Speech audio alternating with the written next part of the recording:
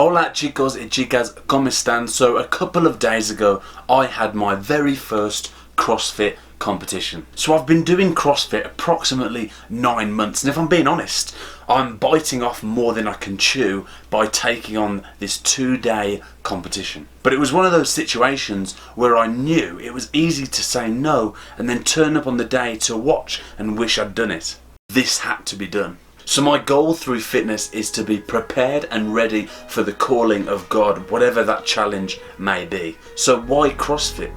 I love what CrossFit stands for, a strong community that strive to challenge themselves and make routine the enemy. I've been fortunate enough the last 9 months to be training with CrossFit B76, and you literally don't know what you've signed yourself up to till you turn up and it is too late to turn back. As a Christian, I believe that we're constantly being thrown into difficult situations of change, and this is yet another way to discipline our expectancy for change.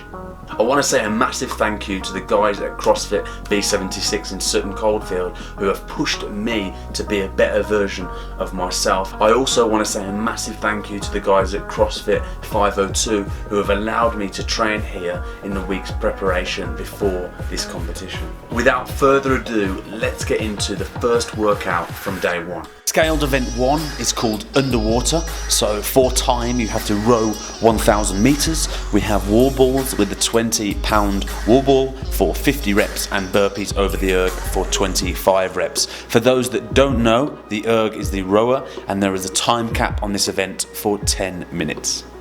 So let's get into event 1. Here, the guy that's with me, as you can see, is my judge. Each competitor has a judge to make sure they know what to do, how to do everything, and to make sure they're doing things properly and to answer any qualms, queries or questions. And they do this by making sure they go through every exercise to avoid trouble during the competition. Now, I don't suffer from asthma regularly, but the altitude was about over 1,000 meters above what I normally train at. So it was key to make sure we got enough oxygen. So we're into the first event. So I wanted to make sure that I paced myself during the first exercise, which is the 1,000-meter row, which is quite a lot. And as you can tell by this, I've completely ignored that. As you can see, the guy on my left is taking his time, he's pacing, he's doing well, and there's me going off like some crazy rabbit. So straight onto the wall balls. As soon as I got off the rower, I could feel my shoulders aching, which is unusual, but it's because of getting the oxygen in, and I really struggle with that. And so straight onto wall balls, using the shoulders again, and I really struggled through this. I wanted to split it up to probably around 3 sets. I ended up maybe doubling that. Really just couldn't breathe, couldn't provide the oxygen, and for my shoulders, and really suffered during that, more so than I ever imagined, and looked like I've just done 10 rounds with Floyd Mayweather. Straight under, onto the burpees, really shocked at this point, can't breathe, suffering. Really painful to watch this clip back, but these things happen. Really suffering, just needed to push on onto what seems like 3 days later. I'm still doing burpees. Painful to watch, but we move forward. I was definitely beaten up by the altitude. Definitely at this point very demotivated, as this was only the start of the competition.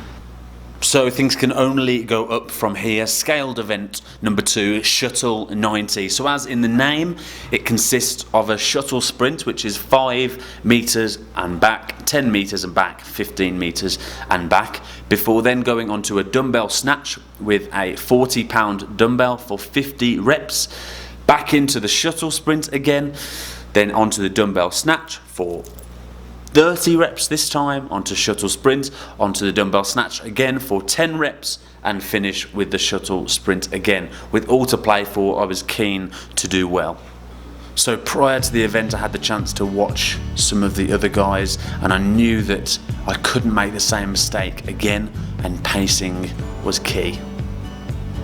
But I felt a lot better before this event than I did the first. So off we go. You have to make sure you go right around the mat that you can see.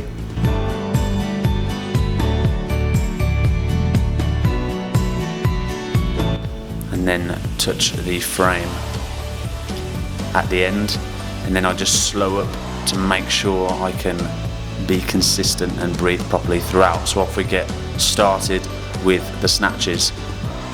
So I tried to make sure during the snatches that I swapped hands for the dumbbell before it touched the floor to save the time. Going at a decent pace at this point, not too fast, not too slow. Then into the second shuttle run. Onto the 30 dumbbell snatches. Penultimate run before the 10 dumbbell snatches. And the pace then is a lot faster just for the 10. I was fairly pleased with the pace for that. Second workout of the first day completed. We're done for day one. I was really glad about. First workout didn't go the way I wanted it to, but I really felt like I came back in the second round. After going through the workout, it was a tough one because the timing was short, but I also knew that I wouldn't have enough oxygen to carry on if I went full pelt, so I really needed to pace myself, and I finished with a time of 4:10, so I'm really glad. Just over halfway through the time cap, really good. Really fortunate to be able to watch in comfort as some of the other competitors struggled towards the evening. But then, so literally we were just about to go home and we came to the arena just to see what was going on as they finished, yeah? And I found out there's another event to do that they just bring out by surprise, basically. So a lot of the athletes in Athlete Village are like waiting to go. They've brought like beds and stuff, and that's why. I thought it was weird at the start of the day, but that's why, I understand why, but fortunately I haven't missed an event. Woo!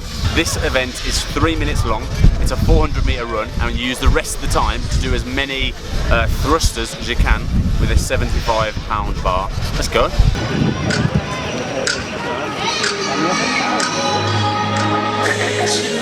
So as we get underway with the surprise event of the day, we turn right to go for a run as some of the other lads turn left, which worked in my favour.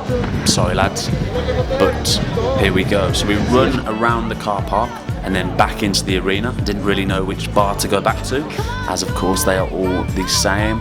And I get underway with my thrusters. Managed to get a good run, worked in my favour, the run originally, but it managed to give me a good start for the thrusters. With about a minute and a half left on the clock, it was key to continue going. Doesn't sound like a long time, but when you're doing thrusters, it is a long time. It feels like a long time. And as you can see, my shoulders are hurting. You can't see that my shoulders are hurting because that would be silly. But what you can see is that I am overcompensating by almost jumping and leaving, my feet are leaving the ground in order to support my shoulders, you'll see there, to try and make sure I can get that weight all the way up. Very difficult mentally to keep that going all the way through the time. But my shoulder's absolutely dead by this point. Last final push, and that's the end. I'm very disappointed about how the day's gone. I turned up this morning an hour before my event, or the time of my event, and as soon as I turned up, my heat had just gone, and I'd missed it basically. What they'd done overnight is decide that they wanted to put the heats in order of the rankings at that point. So I was heat 3, about middle of the rankings by that point, and with room still to improve, and they decided to change it so that it meant that my time then wasn't heat 5 and later at that point, it was heat 3, and it meant that I had gone by that point, and it was very annoying. But anyway, I get on with it. The last workout was the complex. Let's go through the complex. Scaled then for the complex, so for max weight, the clean into a front squat into a jerk. Now the clean, you can have any variation, and with the jerk there's also any variation. Now there is a time cap of 8 minutes in order to reach your maximum weight. So into the final event with very mixed feelings, as I just missed an event, but still wanted to do the best I could, but I still managed to catch this drop of this tune.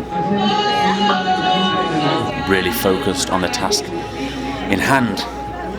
So for some reason as we started, I wanted to move the bar about 3 centimeters forward for some reason, but one thing I did realise is that there is only one weight of each weight in front, but it's also in pounds, so I had to try and figure out in kilos what I would normally lift at home and consider that there's only one of each weight. So we're into the first lift.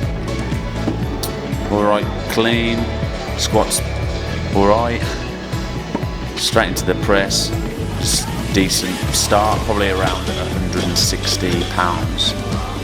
So from this clip, it's clear as day, I have no idea what weight to use. No, not that one, maybe this one. Getting prepped for the second lift. Let's see how this goes. So onto the clean, it was alright, weights up fine. A little bit of a struggle on the way up with the squat and then into the press. Decent, probably around 180 pounds. Onto the third lift, up nicely. A little bit more of a struggle with the squat. Oh, totally messed up the jerk with my form, but knew I could lift it up. Onto our lift and done. And into, because there was only one of each, it meant that this one was a massive jump, which started at about 200 pounds. So I had to really psych myself up for this one, but I only had one try remaining. Got the clean. For some reason went straight into a press and landed, should have really landed on my back there with that tickers, and failed with that lift. A weight of 220. Overall, a very, very interesting experience. If you like what you've seen, please hit the thumbs up button and subscribe down below. Thanks, guys.